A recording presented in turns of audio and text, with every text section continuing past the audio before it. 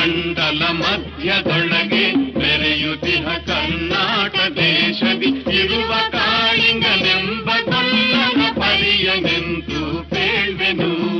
ಎಳೆಯ ಮಾವಿನ ಮರದ ಕೆಳಗೆ ಒಳಲನೂದುವ ಗೊಲ್ಲ ಗೌಡನು ಬಳಸಿನಿಂದ ಕುರುಗಳನ್ನು ಬಳಿಗೆ ಕರೆದನು ಹರುಷದಿ.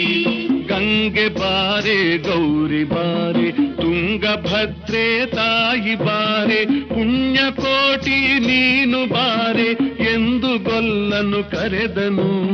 ಗೊಲ್ಲ ಕರೆದ ಧ್ವನಿಯ ಕೇಳಿ ಎಲ್ಲ ಹಸುಗಳು ಬಂದು ನಿಂತು ಚೆಲ್ಲಿಸೂಸಿ ಹಾಲು ಕದೆಯಲು ಅಲ್ಲಿ ತುಂಬಿತು ಬಿಂದಿಗೆ. ಸತ್ಯವೇ ಭಗವಂತನೆಂದ ಪುಣ್ಯಕೋಟಿಯ ಕಥೆಯಿದು.